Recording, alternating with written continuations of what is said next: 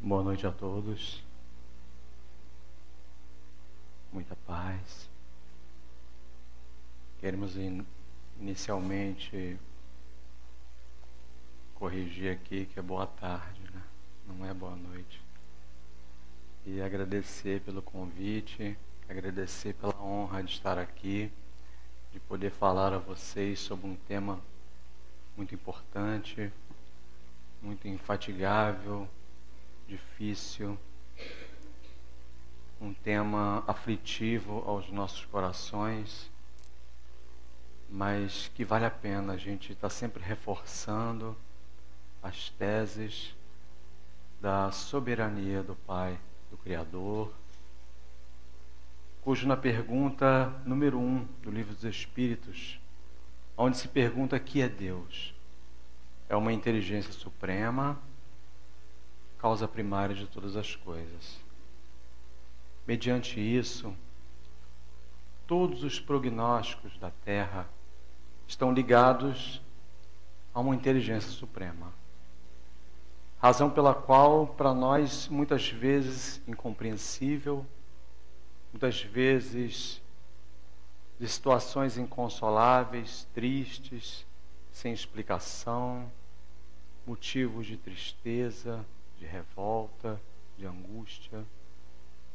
Mas haveremos de entender, antes de chegarmos aqui, que há toda uma inteligência, há um propósito, há um planejamento. Nada neste ambiente, nada em nenhum dos nossos corações chegou aqui por acaso. Em tudo há uma sabedoria, em tudo há uma utilidade, em tudo há uma servidão. Se nós temos objetos nessa sala, se nós temos cadeiras, mesas, em tudo há simplesmente uma utilidade. Imagine nós, a nossa existência aqui, a nossa chegada, a nossa vinda para essa terra, o nosso planejar, com quem iríamos nos encontrar.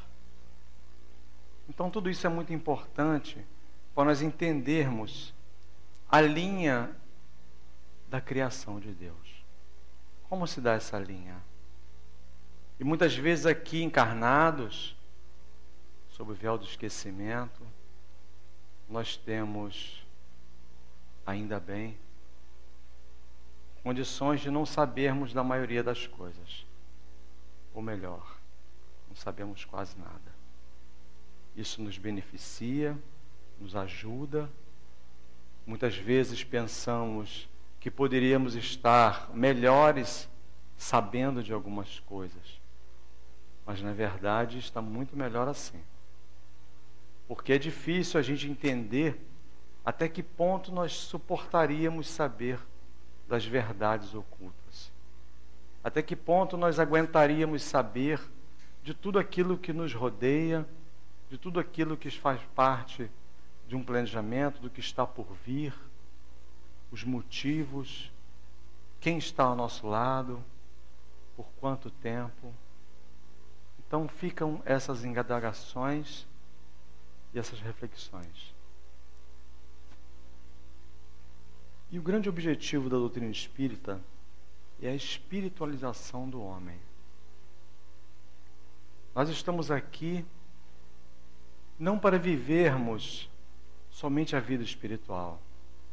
Estamos encarnados, estamos sujeitos aos despojos físicos, à sobrevivência, às situações que rodeiam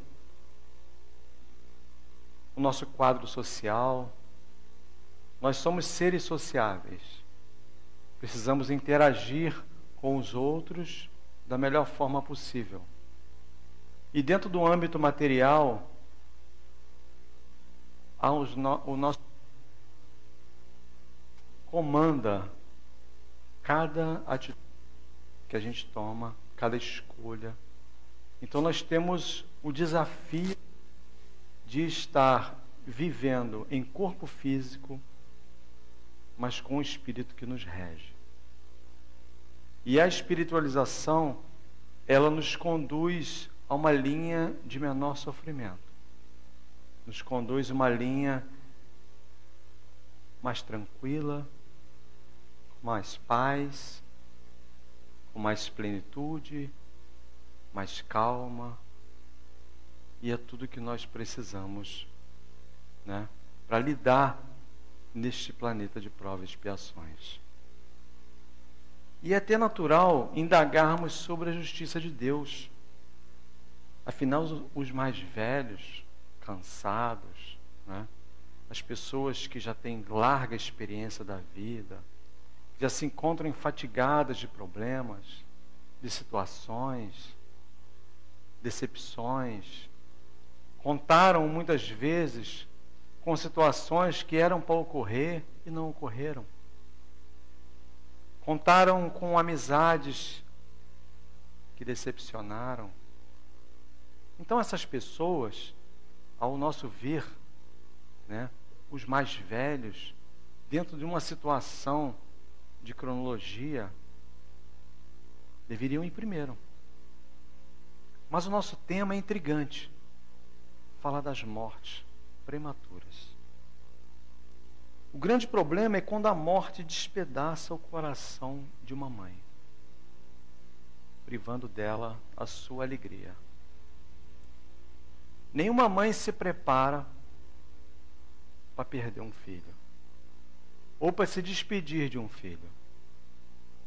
Nenhuma mãe, ao ver o seu filho nascer, imagine: vou estar com ele apenas por 5 anos, ou por 10 anos, ou por 30 anos.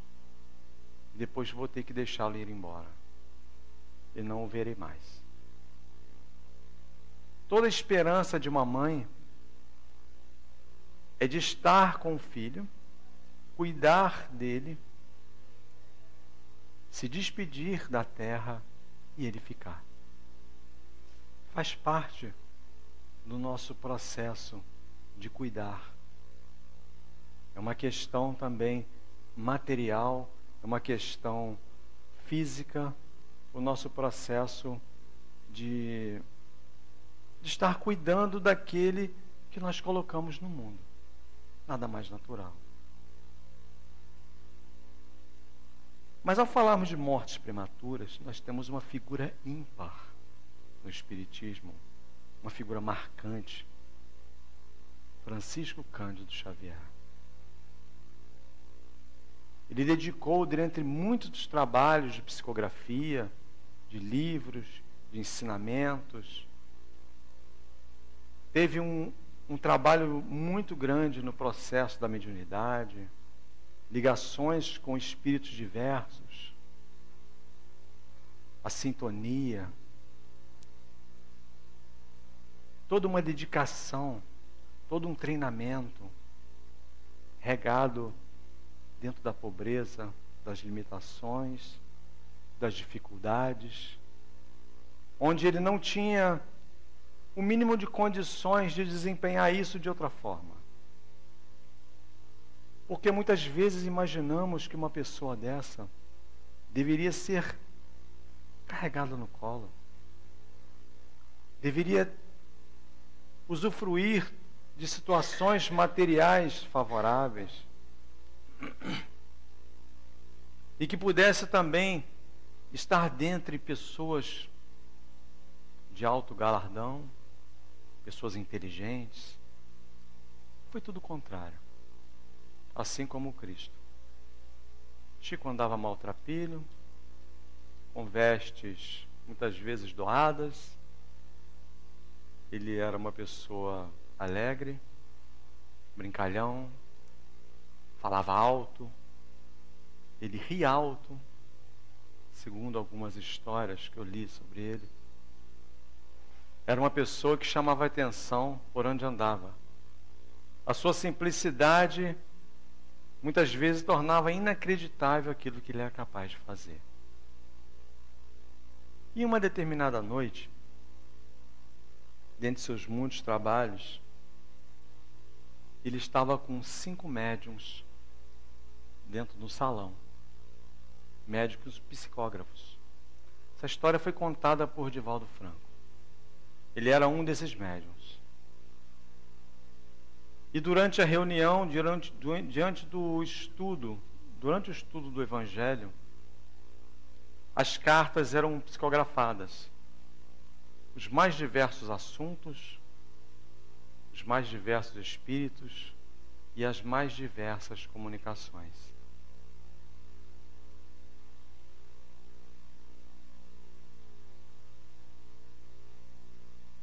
Uma mulher, no meio da multidão, no meio daquelas pessoas, percebeu que a mensagem era para ela. Pois afinal, havia sido vítima de um acidente de carro, onde o carro bateu num muro, e ela e o marido foram jogados para fora do carro, e os 3 filhos no banco de trás ficaram presos dentro do carro. E o carro começou a pegar fogo.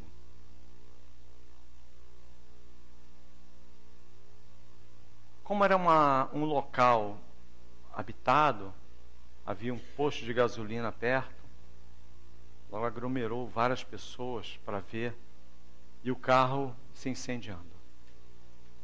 E correram as pessoas para ver, para ajudar, para acudir. E o fogo se alastrou numa rapidez tão grande. E ela correu para tentar salvar os filhos. 3 filhos. Seguraram ela. E ela quis ir. Me solte que eu quero ir. E seguraram porque, afinal de contas, se ela fosse, seria mais uma vítima. E o fogo tomou conta de tudo. E as 3 crianças ficaram no carro.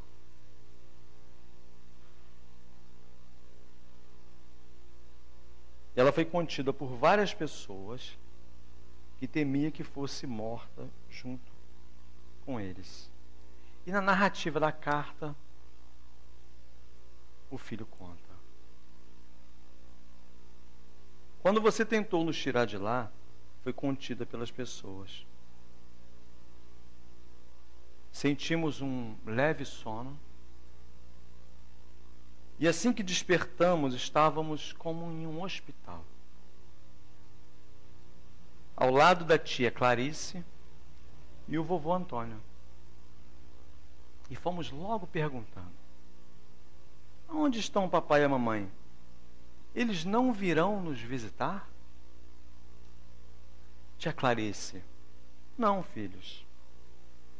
Vocês é que terão que visitá-los, porque eles não se encontram conosco.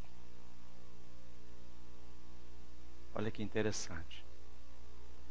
Ao invés, da visão da morte, da tristeza, da perda, a situação era o contrário. Eles teriam que visitar os pais na terra, encarnados.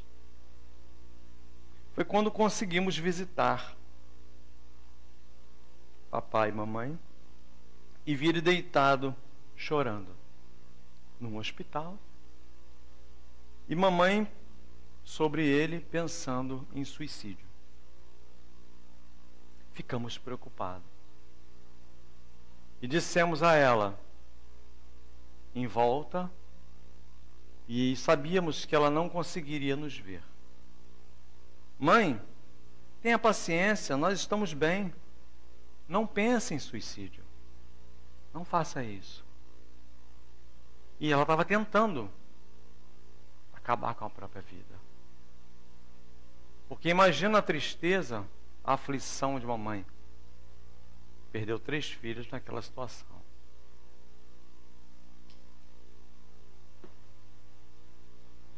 Isso tudo na psicografia. Aproveitamos para agradecer que você tenha adotado o pequeno André.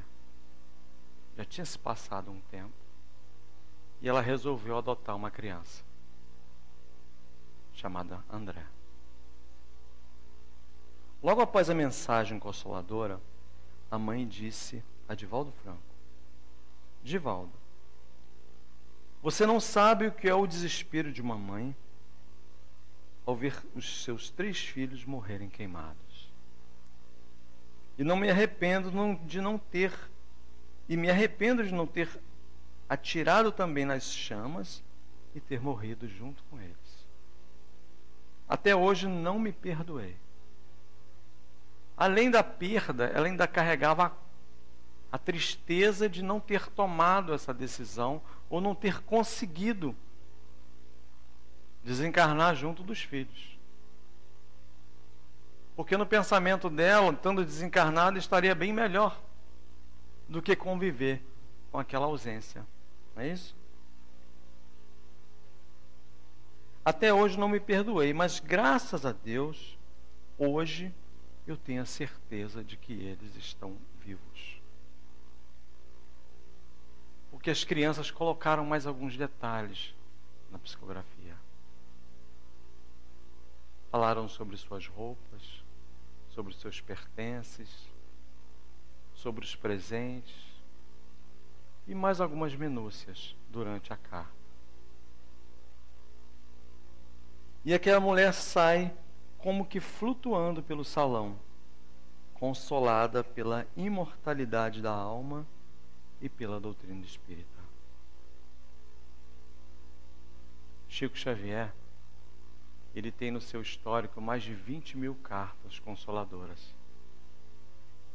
Existe aquele filme As Mães de Chico Xavier, onde ele entregava noites adentro várias cartas para mães inconsoláveis, mães tristes, mães desgastadas e desenganadas pela vida.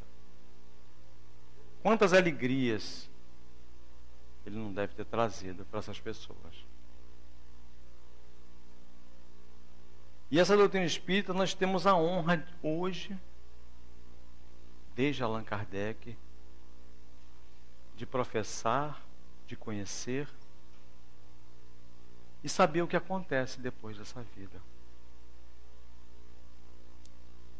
Mas acontece que precisamos vivenciar a doutrina espírita. Porque as questões ligadas à materialidade nos distraem. Nos colocam sempre na linha do pensamento racional do lado material. Onde cada um de nós trazemos a razão, trazemos as nossas culturas, os números, onde os numerais de vida nos importam. Onde as pessoas, elas têm que seguir uma cronologia. E Deus sempre haverá de reservar surpresas a cada um de nós.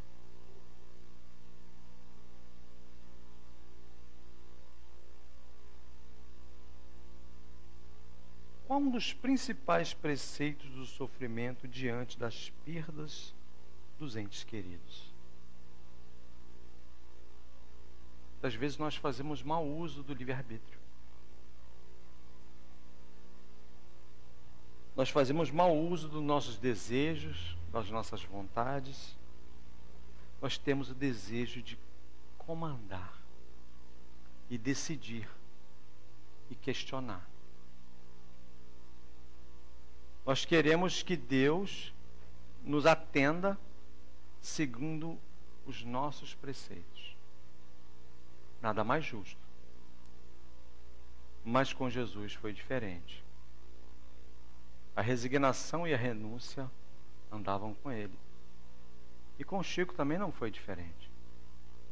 E com vários expoentes do Espiritismo também não foi diferente. Cada um de nós devemos entender até onde vai o nosso processo de livre-arbítrio. Até que ponto nós podemos entender o que está ao nosso alcance e o que não está ao nosso alcance. Porque uma das grandes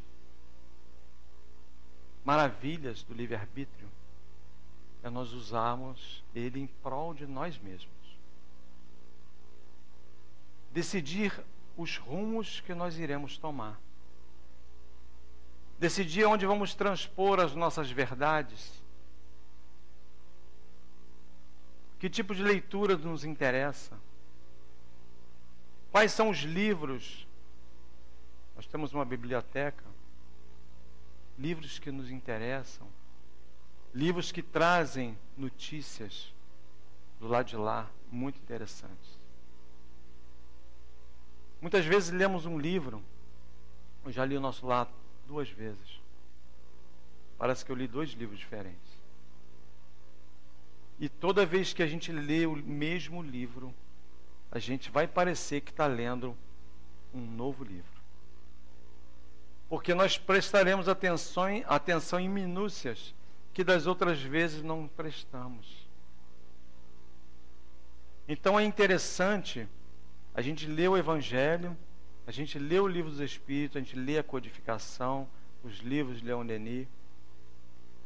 E muitas vezes a gente imagina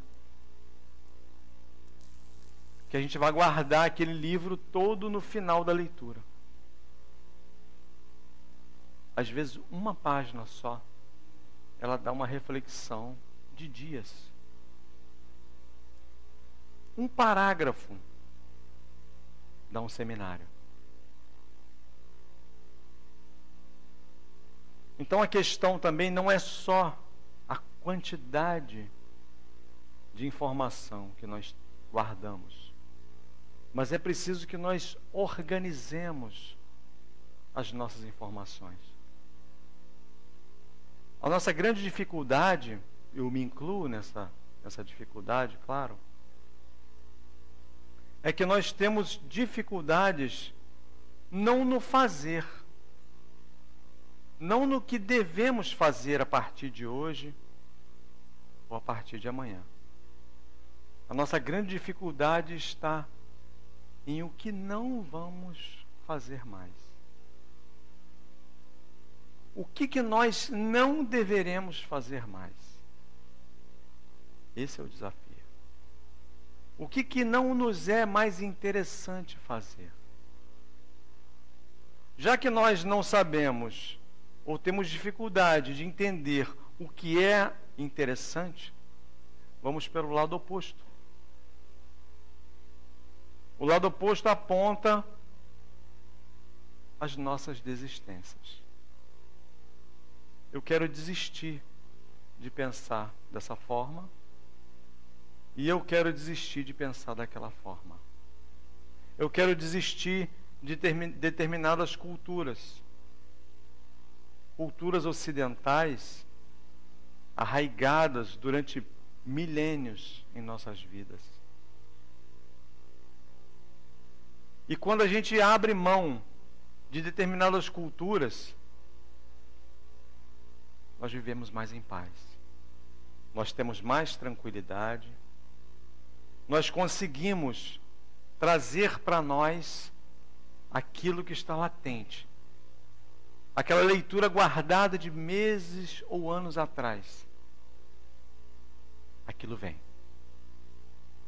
Inexplicavelmente, ela surge no nosso pensamento.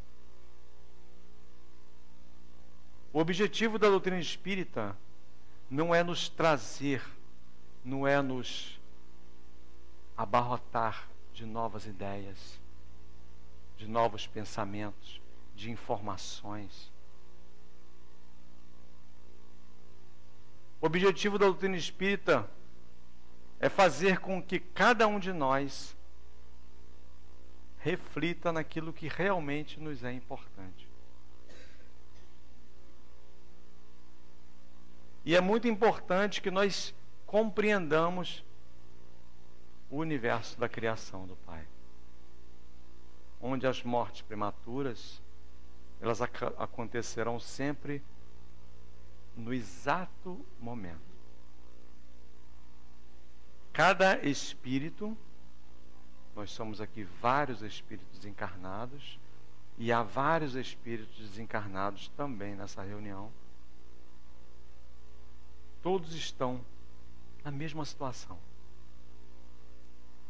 de decidirmos o que devemos fazer e principalmente também o que deveremos deixar de fazer. Isso é muito importante.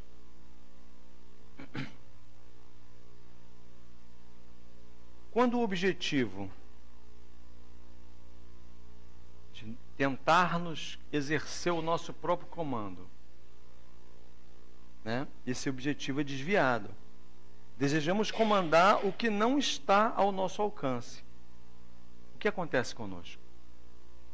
Ficamos inconformados e revoltados.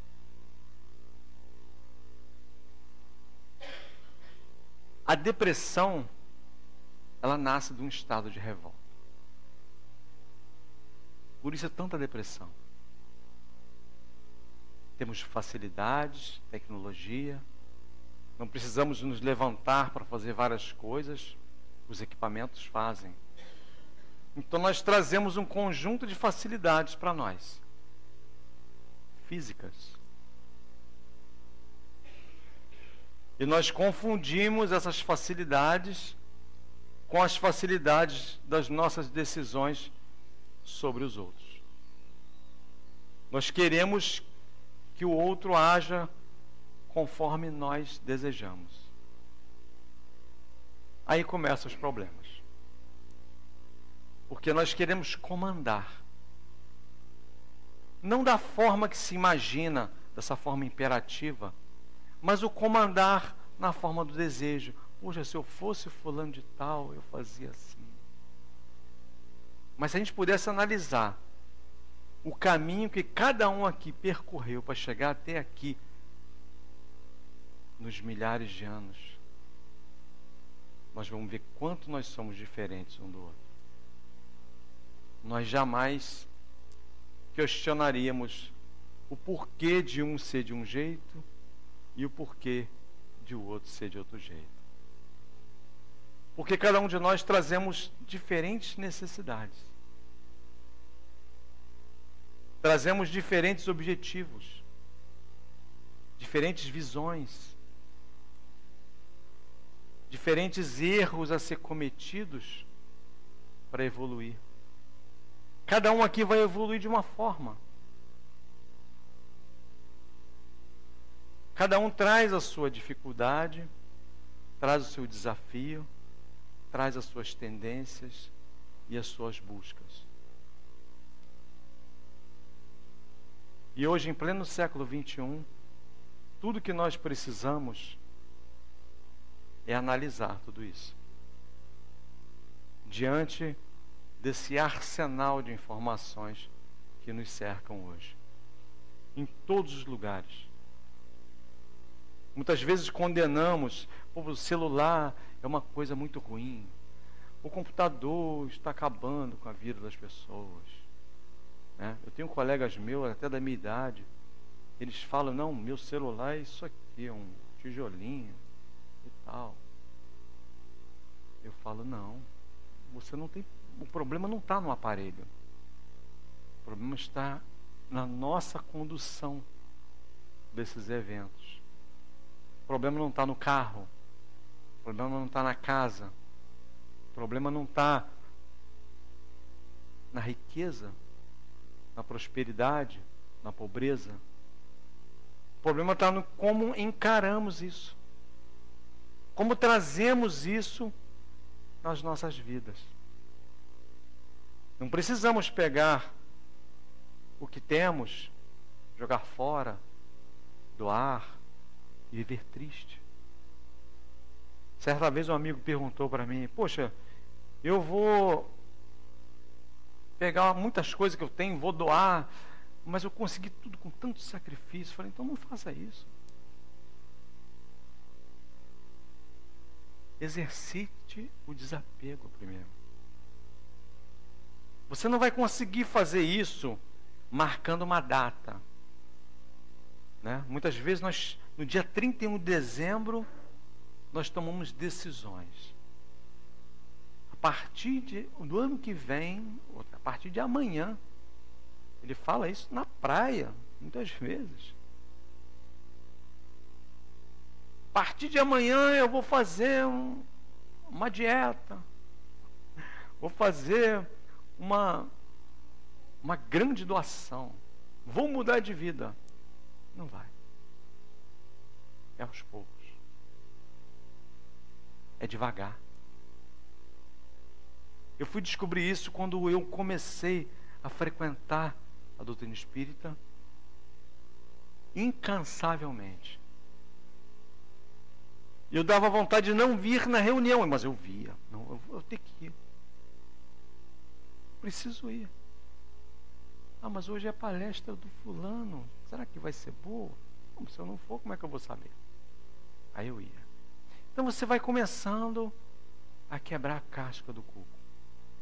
Ninguém martela um prego com uma só martelada. Ninguém consegue fazer nada de uma vez só. Então, quando estamos diante da perda de entes queridos, há todo um preparo. Mas não é um preparo para se perder ninguém. É o preparo da obediência às leis do Pai. Esse é o preparo. Porque quando Jesus disse amar a Deus sobre todas as coisas, o que é Deus?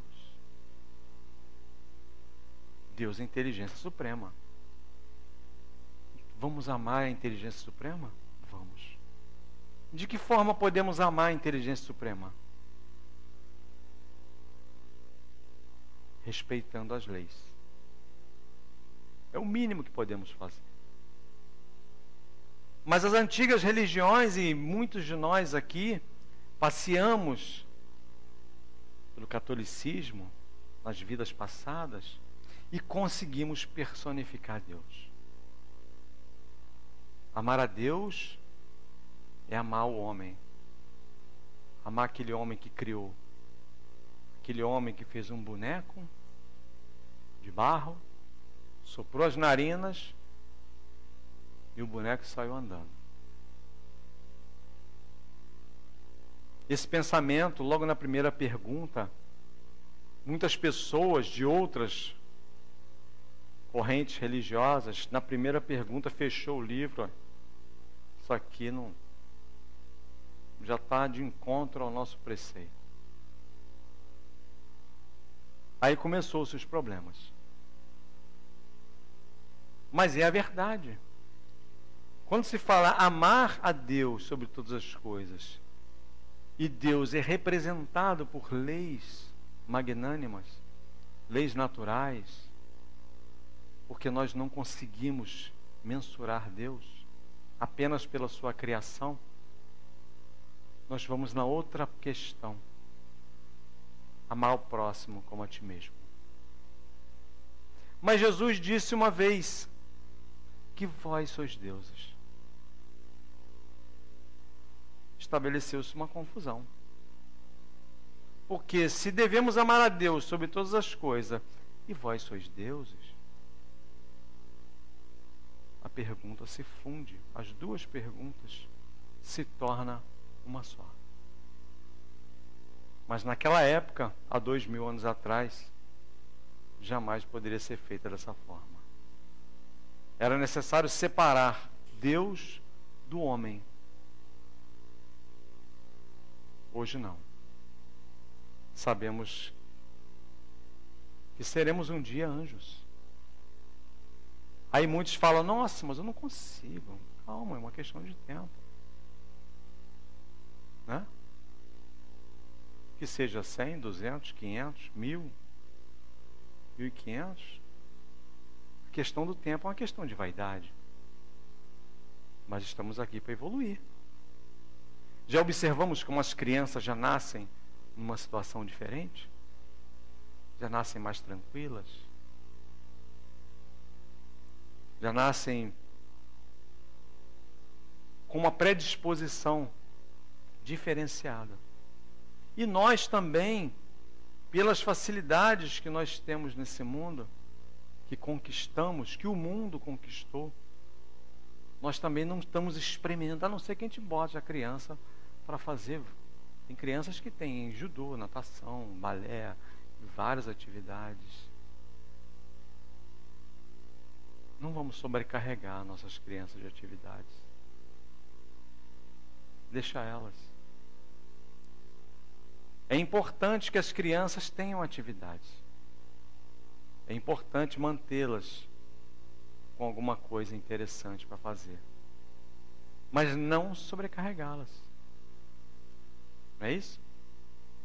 É muito bom a gente colocar um pouquinho de informação. Estamos falando até lá no Fraternidade, onde a gente frequenta, sobre o processo da evangelização.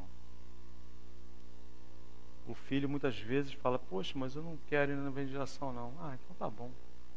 Eu não quero não. Mas na hora de ir para a escola, ele tem que ir para a escola.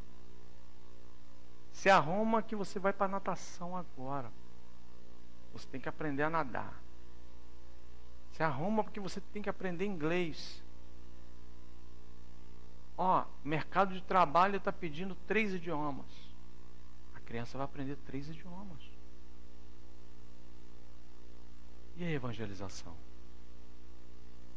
Vamos deixar para quando? Então é necessário que os filhos nossos sejam evangelizados. Ah, mas tem que obrigar o meu filho para a casa espírita? Não sei de que forma que vai ser. Da mesma forma que conduzimos eles aos cursos de língua, às academias, à escola, acredito que seja da mesma forma. Se nós obrigamos eles, se nós temos uma retórica muito boa para convencê-los, ele a fazer diversas atividades, diversos cursos, essa mesma retórica deverá ser usada na evangelização. Nada mais justo. E é importante que façamos isso com nossos filhos e netos. Porque mais tarde, eles procurarão. A semente precisa ser plantada com amor. Sem também nos esquecermos que o verbo leva e o exemplo arrasta. Vamos nos manter motivados para levar os nossos filhos à evangelização, mas que nós também iremos. Vamos frequentar.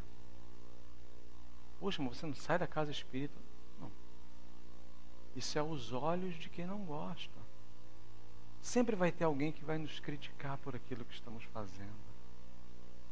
Sempre vai haver alguém que não vai gostar. Sempre vai haver alguém que vai ver com olhos diferentes. Poxa, mas você deveria ir sair, fazer isso, fazer aquilo. Mas olha, mas eu tenho uma reunião tal dia, eu tenho uma reunião tal dia, nesse dia eu não posso ir. Esse é o compromisso. O compromisso é muito importante. A gente muitas vezes admira as pessoas, os ícones. Nós admiramos os grandes oradores. Mas nós temos que entender uma coisa. Todos eles trazem grande compromisso. E não é fácil. Não é fácil ter compromisso. Mas é preciso nos programar. Assim como nós nos programarmos a cuidar da nossa casa, dos nossos filhos, do nosso trabalho, nós temos que cuidar dos nossos compromissos. Porque essa leitura vai ter valor. Mas ela precisa ser colocada todos os dias como um alimento nas nossas cabeças. em nossos corações. Porque a primeira vez que você lê a segunda, você lê a terceira, mas isso já li. Vai ter uma palestra lá, vai falar sobre perda de entes queridos. Já li esse tema. Mas observe que cada um que chega aqui fala de uma forma diferente. E se você acessar uma palestra na internet, falam de forma diferente. E pasmem, acreditem, quando nós chegamos aqui, alguma coisa também muda e alguma coisa sai diferente do que planejamos falar. Alguma coisa ou até muitas coisas. Isso é muito interessante. Porque cada um de nós aqui trazemos os nossos amigos, amores, nossos mentores espirituais. Estão bem conosco. Estão felizes. Porque estamos aqui. Estamos pensando neles. Estamos cuidando da nossa vida. E eles também estão felizes porque estamos prestando atenção, estamos falando nele, estamos pensando nele, mesmo sem os conhecer pessoalmente. E eles sempre vão nos ajudar. Sempre. Mesmo que não saibamos explicar ou dissermos que nós tivemos sorte. Porque acreditar na sorte é o processo de simplesmente não se saber explicar alguma coisa. É isso? Agora, como nos programar pelas horríveis perdas? E qual o tamanho do nosso comprometimento com a doutrina espírita? Isso é muito importante. Porque somente isso poderá explicar para nós que a vida continua. Todos nós aqui temos um compromisso. Temos um compromisso com a nossa construção. O nosso livre-arbítrio, ele nada mais faz do que direcionarmos a nossa construção. Esse é o nosso desafio. Todos os processos de ansiedade, de depressão, eles estão nas nossas mãos, em trazê-los ou desistirmos deles. Não é o médico que vai resolver só. Muitas vezes a medicina ajuda. Se você não consegue se programar, se a gente não consegue colocar o corpo a par daquilo que é necessário fazer, a alopatia vai ajudar. Os comprimidos, eles desligam os sensores. Mas os sensores voltam. Porque o nosso corpo regenera. As nossas células renascem. Elas se multiplicam o tempo inteiro. E a partir do momento que nós estamos vivos, encarnados, nos alimentando, as células se repõem. E é por isso que os remédios vão ficando cada vez mais fortes. Agora você vai tomar o de 500 miligramas. Agora você vai tomar aquele outro mais forte. Porque o nosso corpo é teimoso. Ele não quer se entregar. Não é legal isso. Então vamos cuidar da nossa alma, dos nossos pensamentos, nos programando não para a perda dos entes queridos, mas para entender as leis do Criador. E entender que tudo aquilo que se imagina muito ruim tem seu lado positivo. E tudo aquilo que tem seu lado positivo, que é muito fácil, nós devemos prestar bastante atenção. E é isso que eu vim trazer para vocês hoje. Que todos sejam cuidados, que os nossos pensamentos se mantenham sempre elevados na programação das boas leituras, das buscas, e que Jesus nos abençoe sempre. Muito obrigado. Agradecemos nosso companheiro Caetano